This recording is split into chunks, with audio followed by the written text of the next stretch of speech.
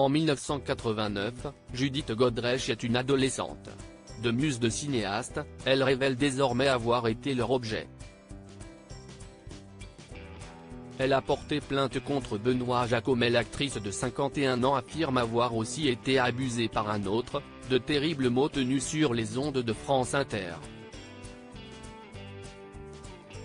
Judith Godrèche est très présente dans les médias. Cela pourrait être en raison de la diffusion sur Arte de sa mini-série Icon of French Cinema, qui est inspirée de son propre vécu d'actrice.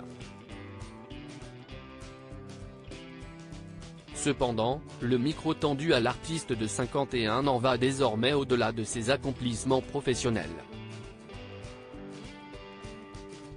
À présent, on l'écoute revenir sur sa relation avec le réalisateur césarisé Benoît Jacot, avec qui elle a vécu adolescente. Un passé qui prend une autre couleur depuis qu'elle ne parle plus de couple mais de relation d'emprise entre une jeune fille et un homme de 25 ans, son aîné.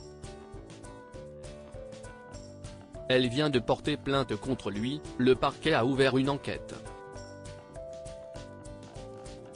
Un autre cinéaste est désormais dans le viseur de Judith Godrèche, Jacques Doyon, à qui l'on doit entre autres Le Petit Criminel et qui est père de 5 enfants. On apprend désormais qu'elle a aussi porté plainte contre lui pour viol sur mineur et que l'enquête visant Benoît Jacot vise également Jacques Doyon, selon une source proche du dossier à l'ARP. Sur France Inter ce jeudi 8 février 2024, face à l'intervieweuse Sonia De Villers, Judith Godrèche revient sur sa collaboration Jacques Doyon quand elle avait 15 ans, pour le film bien nommé La fille de 15 ans, sorti en 1989. La journaliste pose le contexte. Benoît Jacot, qui se présentait comme son compagnon à l'époque, tolère qu'elle soit l'objet aussi d'un autre. Son invité précise, il était flatté. Il se sent envié par Doyon. Si est une forme de truc narcissique, il a un truc que les autres veulent. Judith Godrèche révèle pour la première fois avoir été abusée par Jacques Doyon, aidée par les mots de l'animatrice radio. Judith Godrèche explique que Jacques Doyon veut la même chose que les autres, son corps, et abuse d'elle au vu de la grande famille du cinéma. Elle cite alors la compagne de l'époque du réalisateur, Jane Birkin, ce qui s'est passé dans la maison de Jane, dans le bureau de Jacques Doyon, ça, personne ne l'a vu. Je n'ai parlé à personne. Mais ensuite sur le tournage, ça c'était hallucinant. Elle raconte qu'il a fait partir un acteur pour jouer à sa place et a écrit une scène d'amour pour laquelle il a fait 45 prises, j'enlève mon pull, je suis torse nu, il me pelote, il me roule des pelles. Il y a Jane qui est derrière le combo. Si est une situation extrêmement douloureuse pour elle.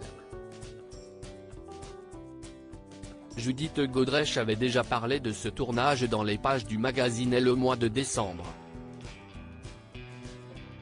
La mère de Lou Doyon l'avait elle-même abordé dans ses mémoires, comme le rappelait la revue féminine, il embrassait 20 fois de suite Judith Godrèche en me demandant quelle était la meilleure prise.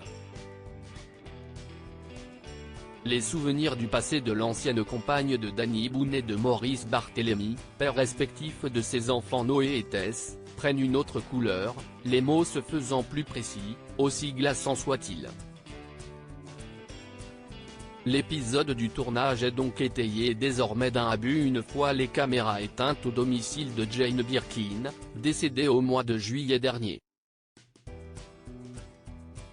Des accusations graves qui font l'effet d'une nouvelle déflagration dans le milieu du cinéma et dans la société française. Benoît Jacot et Jacques Doyon restent présumés innocents des faits qui leur sont reprochés jusqu'à la clôture du dossier par la justice.